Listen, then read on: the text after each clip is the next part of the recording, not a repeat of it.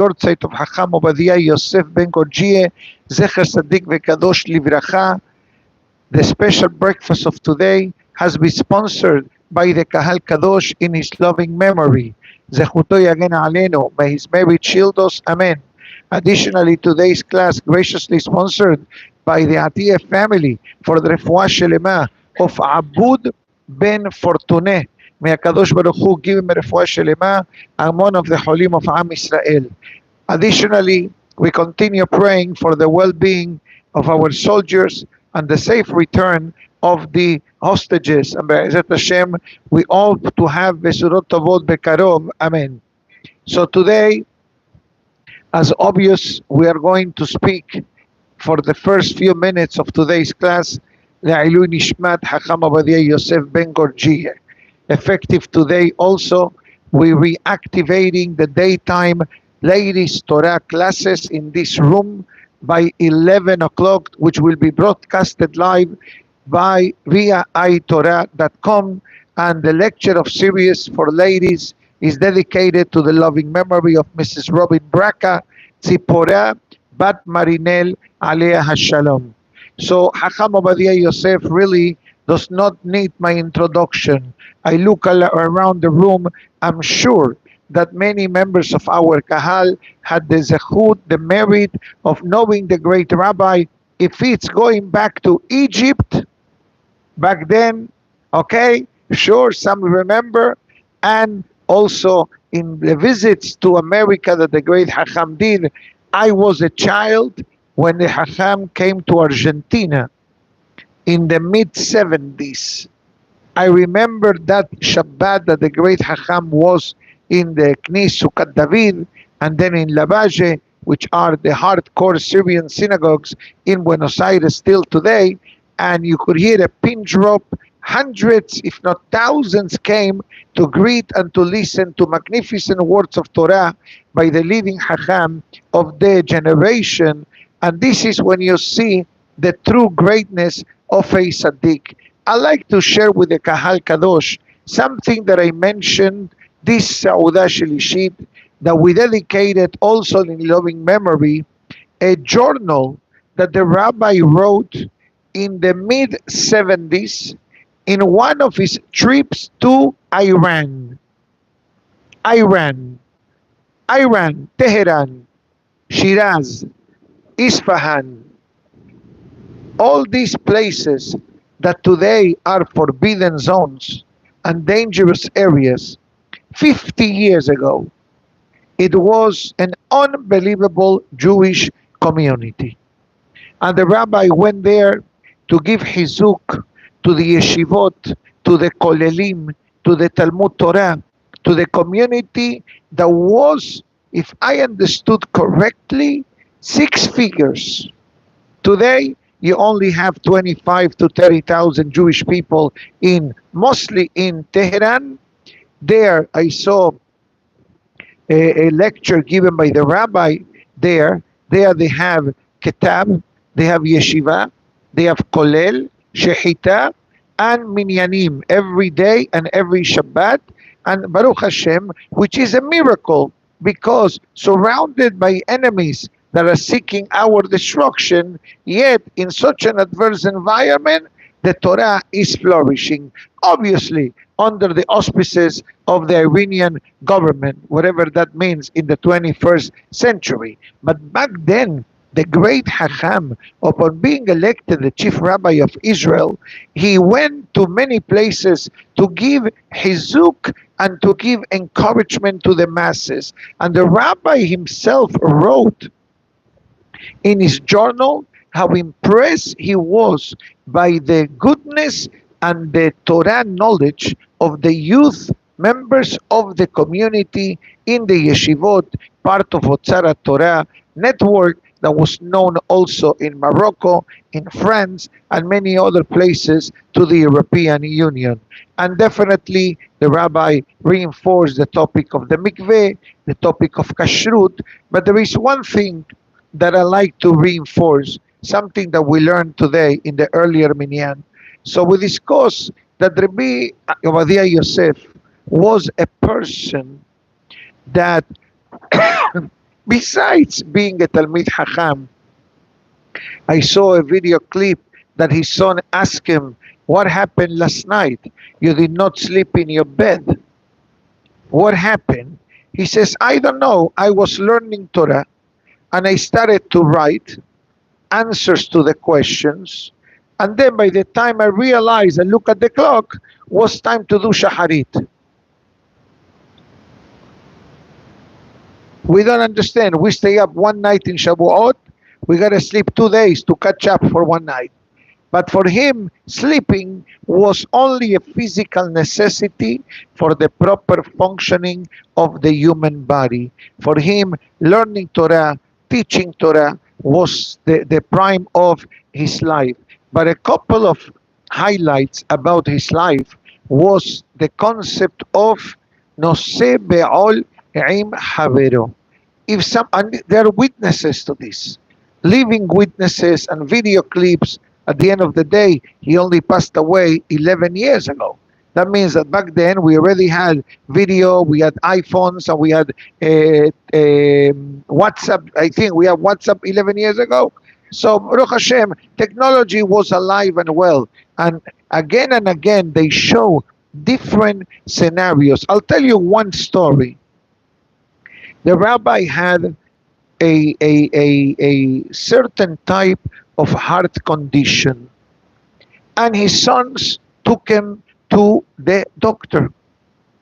Okay, one of the sons was Hacham David Yosef, who comes to visit us, who was recently elected the new chief Sephardic rabbi of Israel, Rishon LeZion. He became the Rishon LeZion right before Sukkot. Baruch Hashem, the entire Jewish world is very happy because he's someone of great Torah knowledge, broad shoulders, and a good person that relates to people in a beautiful way, the way many of us know the great Hacham for many years. So he goes to the doctor's appointment with his father. The doctor checks the father, and it says, "You do not go back home. Straight to the hospital. You need to have the procedure immediately."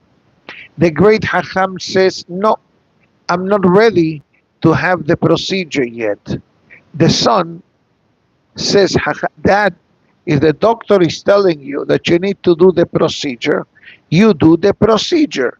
The Torah gave permission to the doctor to heal." Mikan, the Gemara writes, "Shenitan reshut larofeh lerapot." A doctor is given the gift from heaven to heal. That doesn't mean that every patient that the doctor sees automatically is healed. It comes with a heavenly decision, whatever that means. So the great rabbi says, "I cannot have the surgery today. I can come tomorrow." The doctor says, "What if you don't make it till tomorrow?" So the rabbi said, "I cannot do it today." The son says, "Didn't you hear what the doctor said?" So the great Hacham says the following: don't try this at home. I'm telling you in advance, don't be holier than thou. He says, "I'm willing to come back later on today to do the surgery." So the doctor says, "Okay, I'm willing to give you a few hours." So what the doctor figures, maybe he needs to pay the light bill, maybe he needs to turn off the oven, maybe he needs to pick up who knows? And the doctor asked him, "Rabbi, you cannot send some of your children to take care of the menial matters?" So the great Hacham says, "I'm working on releasing a lady that was aguna." Aguna means a lady that did not receive a get from the husband, but not because the husband is playing hardball with a get, God forbid, but it's because the whereabouts of the husband are unknown. And in Jewish history, there were a couple of incidents that prompted this kind of deep halachic research. One of them was the Yom Kippur War. The war of Yom Kippur. that there were many, many, many casualties, and you don't know, is the husband alive? Is the husband wounded? Is the husband kidnapped? Or maybe the husband, God forbid, died in the battlefield and he was buried wherever he was buried. That's one scenario. Scenario number two, 9/11. 9/11. Remember 9/11? Just 20 some years ago in the city, the Twin Towers, there were close to 3,000 casualties, regretfully. Jewish and not Jewish. And in many of the Jewish casualties, there were husbands. And now we don't know what happened to the husband. Maybe the husband was in a lower floor and he was able to escape. Or maybe the husband was in a higher floor and he was not able to escape. Who knows? So they were, I believe, back then, over 200 cases of Jewish ladies that the whereabouts of the husbands were not known. Yes, yes, thank you. But, and by the way, the one responsible in Eretz Israel to deal with the missing husbands in Yom Kippur War was Hacham Ovadia Yosef, because it happened in the beginning of his rabbinical position as the chief rabbi of Israel. So 9/11 American rabbinate utilized the rulings of Hacham Ovadia Yosef and other great sages to determine where the husband was. For example, one case I remember that a husband called his wife from his office, and he worked in the 97th floor of this company that you mentioned now, and they record the classes, but now they need to look at the mainframe. So miracles of miracles, every phone call that was made from this office and every phone call that came into the office had the mainframe in Boston. So they were able to retrieve all the phone calls and determine when the phone call was made, how long the phone call lasted, at what time the airplane hit, and then they figure this person didn't make it. I'm only throwing you how much, and I'm giving you just a simple short answer. The third case that this topic again became activated, you know what was it? October 7. There were 1,200 casualties plus, and in many cases, there were many cases of agunot, which I must tell you something, an article that I read yesterday, that a lady says, thanks to Hamas, she remembered that she's Jewish. Hamas, when they kidnapped her, remind her that she's Jewish. Because where she lived, she said, I did not, she said it, it's in an interview, I did not live a Jewish life. I was against building synagogues in my kibbutz.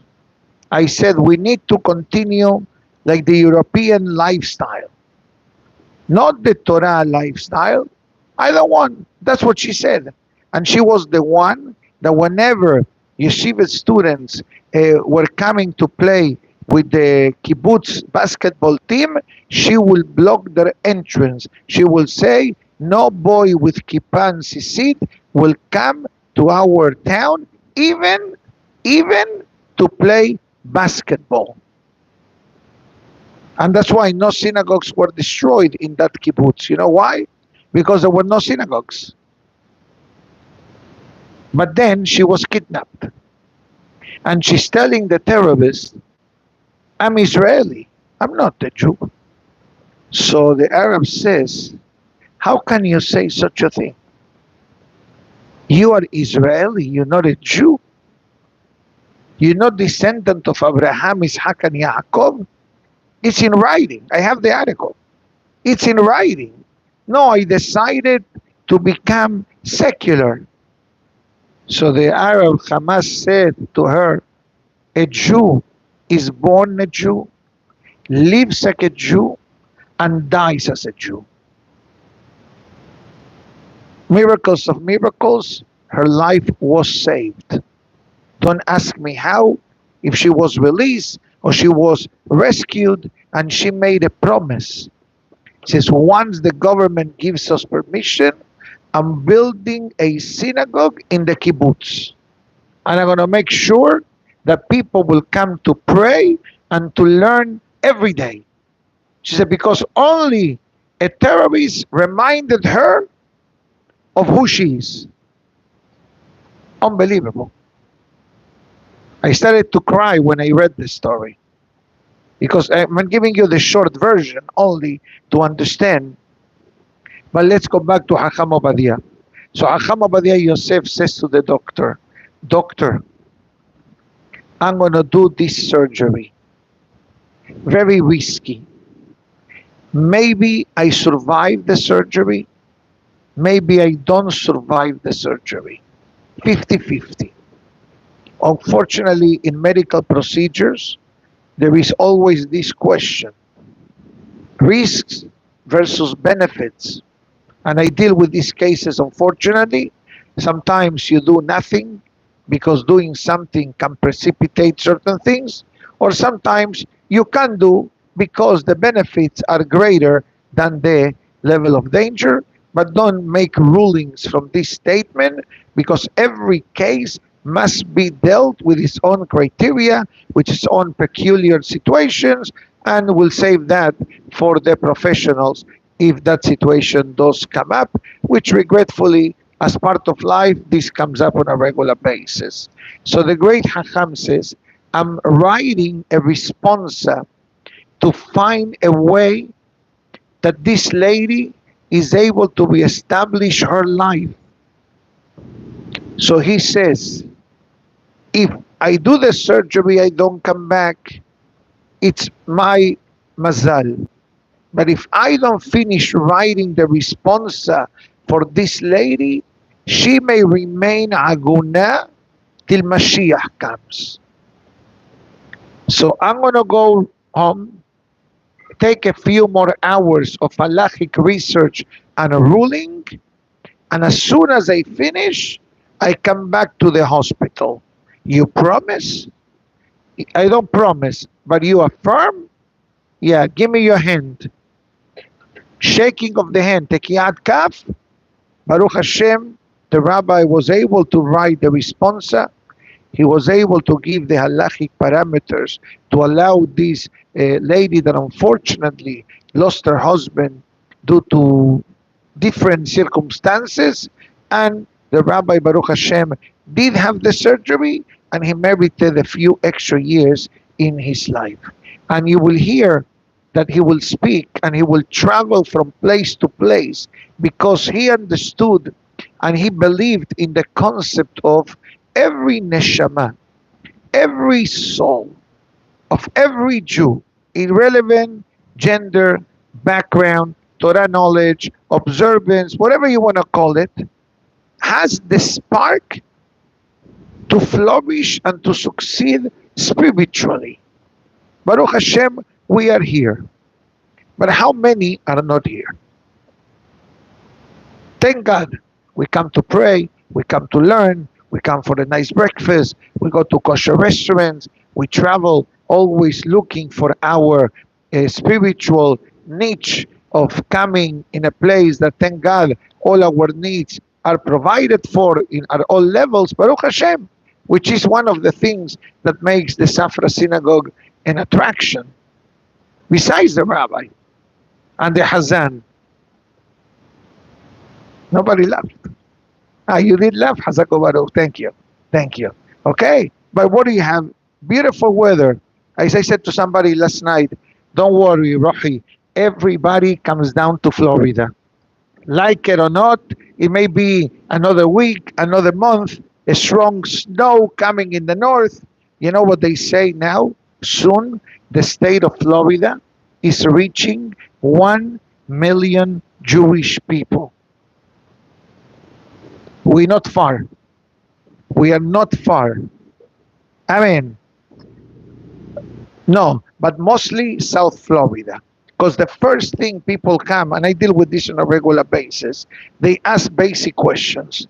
Schools for the children, kosher restaurants, mikveh for ladies, and synagogues, and Torah classes. Once they get the answers to these questions, then they're starting to determine where to go, where to move. And the biggest places moving is from New York, New Jersey, Chicago, and Los Angeles. They're all coming. So be ready. You see it in Aventura, the traffic. Don't you see the traffic in Aventura? The supermarkets? Some places you even see the tradition of double parking. Don't take it personal from those visiting from out of town. Right? Huh? Sure. I mean, I didn't say Brooklyn, but it came to the point that the rabbi was traveling from city to city to give words of encouragement, but the pressure on him was so much that later on in life he used to travel via helicopter, right, to go from city to city for special occasions to give Torah classes.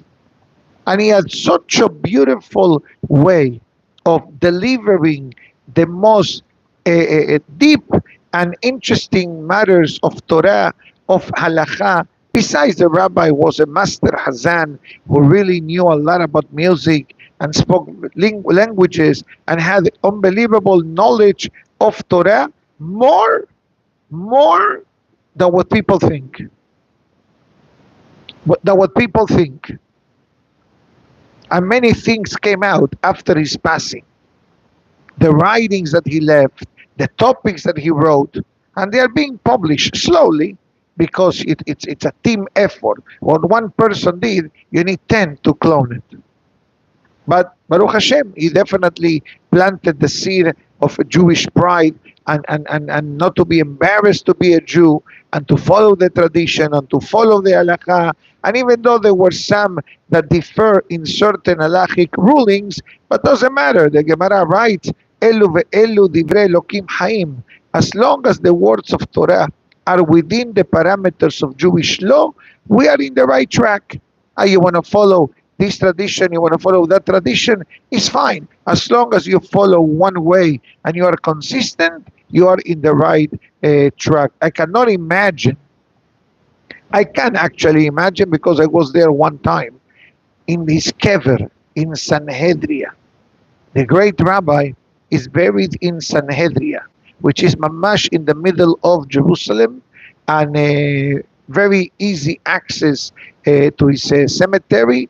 And I can imagine how many thousands of people came to come and are there today praying. So we're doing whatever we can from sunny Florida, Be'ezat Hashem, Zechuto Yagen Alenu, may his merit shield us, and really to be a Melitz Yosher, to be a good advocate for the hostages, for the soldiers, and for all of Am Israel.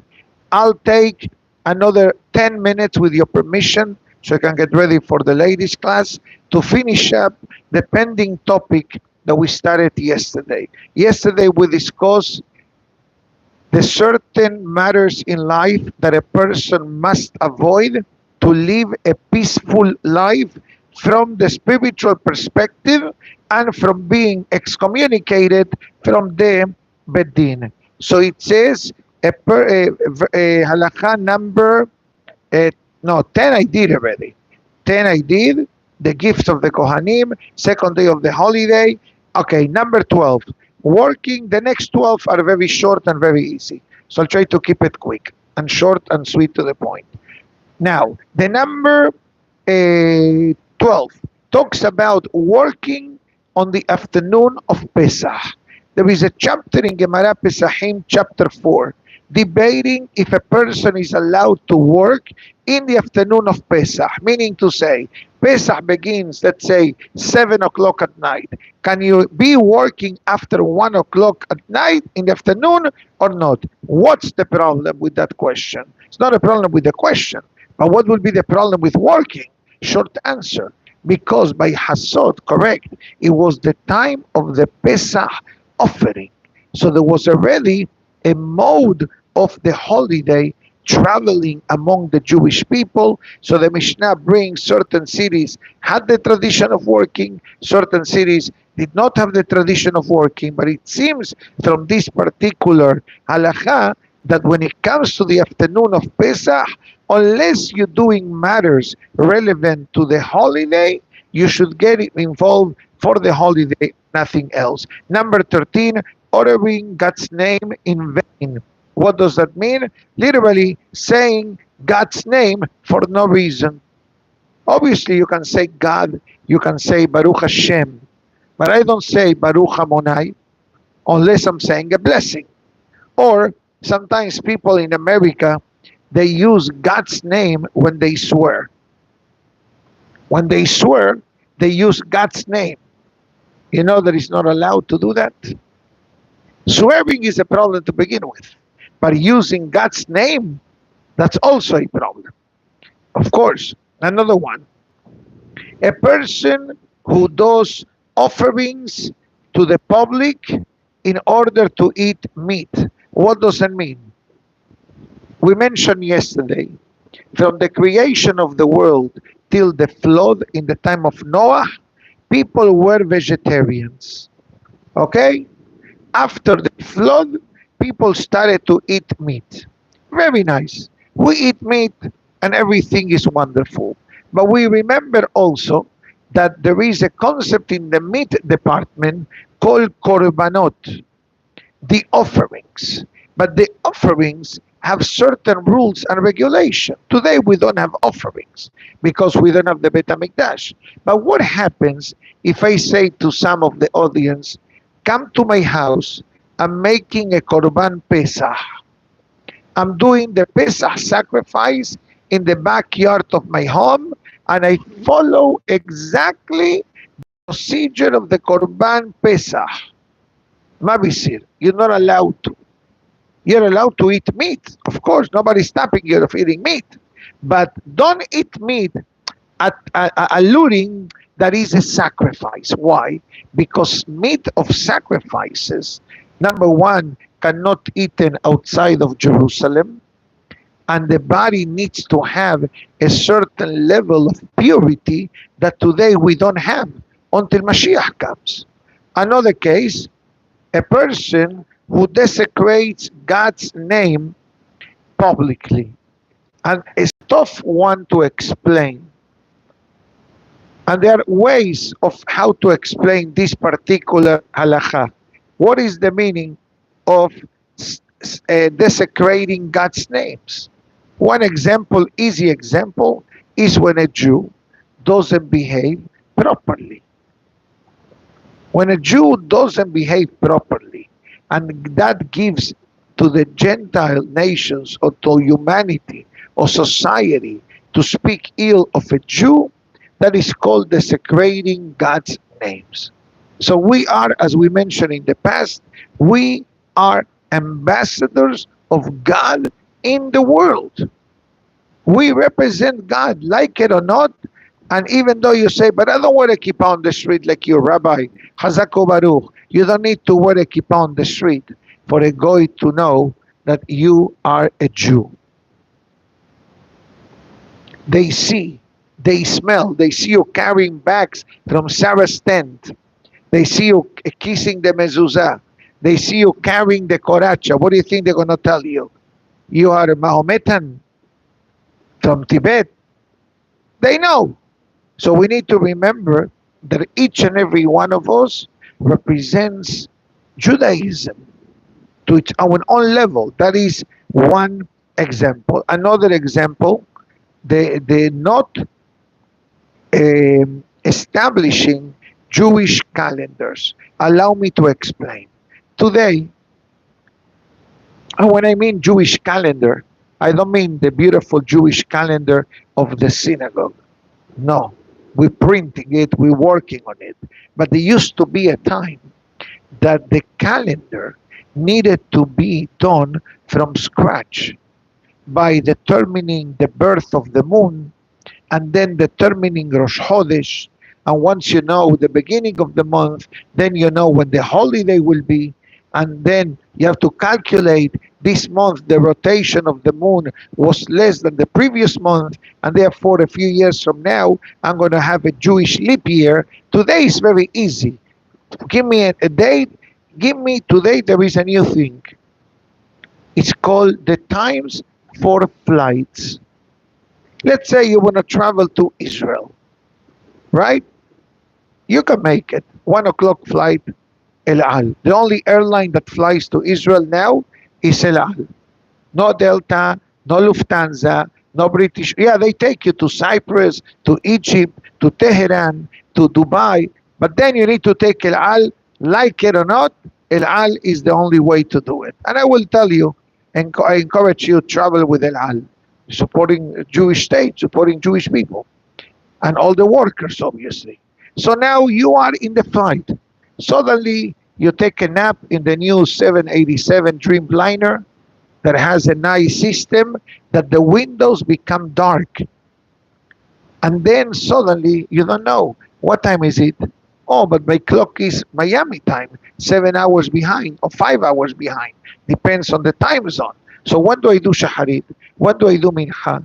Maybe I need to do Minha, Arbit, Shaharit in 3 hours because you're flying against the time. So there is a concept, a website called myzemanim.com. The world uses it. You put your zip code and you get all the times. Then you put, they have a new thing, times for flights. You put the airline, flight number, at what time it leaves, and then it tells you based on Miami time, do Minha at this hour. Based on Miami time, do Arvit at this hour. I used it once or twice in the past, and I shared this information with a lot of people that travel, and they ask me the same question. How do I figure? And it's a great question, because maybe you fall asleep. By nature, you fall asleep when you fly. You open your eyes, the sun is shining. And then you say, hold on a minute. An hour ago was super dark. So did I miss Arvit? It's very easy to miss a prayer while you fly a 12-hour flight. So with this information, this takes care of the problem and you're able to pray in a beautiful way. But for a person to say, you know what, I'm going to start the new Jewish calendar, we don't do this outside of Jerusalem, and we don't have the Sanhedrin. Number 17, a person who causes a blind person to stumble. There are two types of blindness. Physical blindness, God forbid, or something that you're not aware. Let's say, you know what, I think you should buy laser pointers because they're going to be very expensive in a day or so. And I'm just pulling your leg, and you listen to me, and you bought. Then you're waiting a day, another day, and then somebody says, why do you have 1,000 laser pointers? It's a wow, because he told me to buy it. So I was just playing with you. That's called iver. That means that I pulled the leg of someone and caused someone to do something that really wasn't beneficial. Actually, the opposite. Number 18, the one that blocks people to do a mitzvah. Let's say somebody wants to do a mitzvah, somebody wants to do something good for the synagogue, for Torah class, whatever it may be, and he said, no need to do it, no need to do it, no need to do it. So what did you do now? You blocked a handful of people of doing something good. So guess what? That person that blocked becomes liable of excommunication. Why? Because he blocked the Jewish people of doing something good. Number 19. Excuse me? You're asking a great question. You're asking a great question. The Kol Ram matter, it's, I need to be honest with you. The first time I heard Kol Ram in my life, besides being the name of a musical company that plays Jewish music in weddings, the first time I heard the word Kol Ram was when I came to America. I never heard of this before. Just for the benefit of the audience, Kol Ram is a custom, man-made custom, that some synagogues utilize to expedite the services Shabbat morning. Instead of doing Musaf quiet and the Hazara, then they do just Hazara, Kedusha, and then silence. Obviously, it is not something that should be taken lightly, because as he said very clearly, when we don't do the Hazara, we're missing Birkat Kohanim. And every time that a Kohen gives a blessing, he is fulfilling 3 biblical commandments besides the actual blessing, plus all the benefits that the Kahal receives. So really, ideally, it should not be done unless you have very extreme circumstances. Sometimes the noise level is beyond our comprehension, or maybe there was a sebet and there was a lot of aliyot, a lot of prayers, and you feel the tension in the air. Here in our synagogue, I'm happy to say that we don't do it, because Baruch Hashem, people understand, and we are sensitive of time. We are sensitive of time to make sure that the prayers do not get expanded or elongated or like a piece of chewing gum. But definitely that could be an example. Or let's say you want to organize a Torah class in the synagogue, and then somebody says, no, to do. You want a Torah class? Do it at home. No, Torah classes should be done in the synagogue. Obviously, some Torah classes can be done at home. Sometimes for the ladies at night, we do it in a rotating system. Today we're doing in person, but at night occasionally it's in people's homes. Or the young professional class starting tomorrow is in somebody's home, which is beautiful. But as long as there is action going on, it is beautiful. Number 19, I'm almost done. Tabach sheyatza terefa beyado. A shochet who does shechita for the community, and he slaughters, but the shechita is not kasher, and he continues slaughtering. That's a problem. Why? Because people are eating taref. That's another problem, and he knows it, but he doesn't care. And number 20, a butcher, a shochet rather, who did not show the knife to the rabbi to check. There is such a thing in the world of the meat business.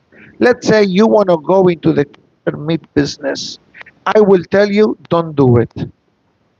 Because if you start listening to everything that you need to do, you say, forget about it, Rabbi. But let's say that you are in the meat industry, right? Besides the shochet and the mashgiach, you need to have a few extra professionals. One professional is the one called in Hebrew bodek sakinim. Bodek sakinim means the rabbi in charge of checking that the knives of the shohatim are smooth and sharp. If a knife has a nick, not kosher. So you need to know how to learn how to sharpen the knife and how to check the knife. I personally check knives. I know how to do it. I did it. I don't do it lately a lot, but I do it once a year. When we have shechita of chicken for kaparot before Kippur in Netivei Ezra, when the rabbi sees me coming, he rinses the knife and he says, Rabbi, please check the knife. So let's make believe that this is the knife. So you take your fingernail, your nail, and you go like this, back and forth. If the nail gets stuck while you do this, that means that the knife is not ready for shechita. It needs to be sharpened and smooth. So this shochet does shechita, but doesn't check the knife. And depending what type of animal you're slaughtering, how many times, or after how many chickens, or after how many cows, or veals, or lamb, the knife needs to be checked. You can either take the knife and hit the neck of the animal. You got to take the knife, you put it on the neck, and you go back and forth until you break the windpipe and the trachea and the esophagus. Okay, but don't worry about it. I did that too also in my younger years. I did a lot of things just to learn how to do them. So imagine yourself that this shohed didn't show the knife to the rabbi. And then suddenly somebody asked, did you, the rabbi check the knife? I forgot. In the meantime, he already slaughtered 300 chicken. And then you discover the knife was not kasher. So what do you do with the 250 chickens? You get rid of them or you eat them? Why? Maybe taref. Because the knife is taref now. Goyim. Of course, by the way, you have to understand, according to Jewish law, the rear part of the animal is bought by Gentiles. And the head usually as well. So what the Jewish people eat? From the neck, you have neck meat, shoulder meat, brisket, ribeye, top of the rib, now the new kid on the block, tomahawk steak, right there, Joey? Right, it's okay. Right. 3 people can eat from it, or 2 people, depends on the size. Okay? Up to the 11th rib. Then you need to have the Menachem, the one who deveins, who removes the sciatic nerve and the non-kosher fat from the loin of the animal. So it's not only the shohet. And what about the fellow who checks the lungs? Because if the lungs are not kosher, kaddish on the animal. You understand? So imagine yourself that there is a meat slaughtering factory and there is not good supervision. That's also a problem. 21. Hamkashe atzmo lada'at. Since we have a female audience watching usually, so I'm not going to be explicit in this one, but basically means that a man does not behave properly with his berit milah. Number 22. Husband and wife regretfully got divorced, but they continue working together. That's also a problem.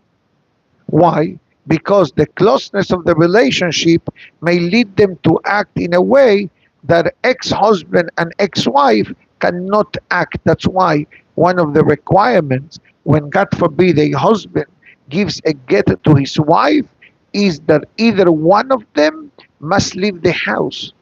They cannot live under the same roof. I tell you a story that happened in Miami 3 months ago. I know because the person told this story to me directly in a gas station. I'm filling up gas station. Suddenly somebody come and talk to me. I don't know. It's like I have a sign that says, talk to me. Talk to me. I don't do that, but it happens more often than you think. Baruch Hashem, I say, how are you? How are you? And he tells me, Rabbi, I got divorced from my wife. I said, what do you mean you got divorced from your wife? You got divorced from your wife? Yeah, things were not going on for a while. I said, okay, I'm very sorry to hear that, what I'm going to say to him. So then he tells me, but you don't know the second part of the story. I said, what is the second part of the story? He said he left the house and 2 days later, he came back. I said, I don't understand. You came back and you got divorced? So how can you sleep under the same roof? So listen what he told me. He said that 2 days after they got divorced, the ex-wife regretfully had a stroke. And there was no one to take care of her because they had only one child that is in school. So he came to the Bedin and he says, Rabbis, I know that I cannot live on the same roof under my wife. But now she has a stroke. Yes, I have a nurse, but that's only a few hours a day. And my daughter is a teenager, she's in school. So how do I do? He says, listen to that's what he told me, what the Bedin said to him. Build a wall in your house to have your private quarters and help your daughter when she needs to help her mother. She's in bed rest. She cannot move, she cannot talk. Very sad story. he started to cry in the middle of the gas station. Haz v'shalom. God forbid. Should never happen to anyone. But that's what the halacha of today says. It says, with exception of the illness, case of illness, I was about to ask him, if she was of such a frail state, why did you get divorced? So he himself answered me. He told me she was perfect until the day after she received the get. She got the get, 2 days later, collapsed. We don't know the ways of HaKadosh Baruch Hu. As long that he's not a Kohen, then the problem is a bit less, because a Kohen with a divorcee can never be undone. Otherwise, it can. Number 23. Hacham sheshemuato ra'a. Rabbis that have a bad fame. Rabbis that acted in a way that is inappropriate for a rabbi to behave. So what happens now? Then, Hilul Hashem is desecrating God's name, because you're supposed to represent God. How many times you see me that I tell people that come to speak to me during Hazara or during Kaddish, I tell them, wait. Or if I have to say something, I said, let's go outside. Why do I do that? Short answer. Because if then you see me talking in the middle of Kaddish and Hazara, how can I tell you, please, wait 2 minutes, finish the Amidah, then you talk. So it says that the rabbis carry a mega responsibility on their shoulders, that they should not act in a way that people will speak negatively against the Torah, against God, or against the Jewish people. That's number 23. Number 24, the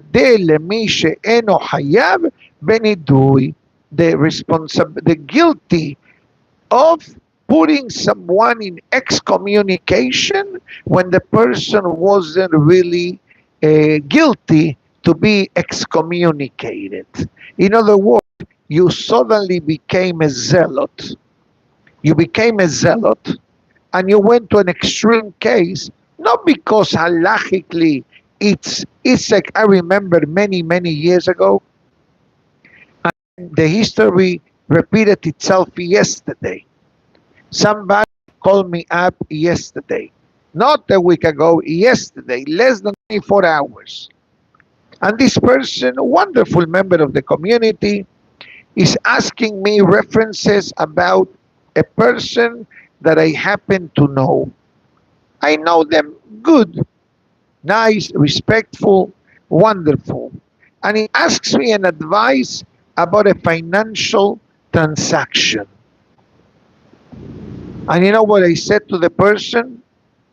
The person is a nice person to my knowledge, but it's your responsibility to do your due diligence, put everything in writing, and protect yourself. Why sometimes, many times, you say, I see him in the synagogue every day. Hazaku Baruch.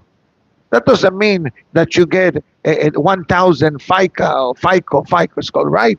A credit score? 850, you have 850. I'm close to you then, Baruch Hashem.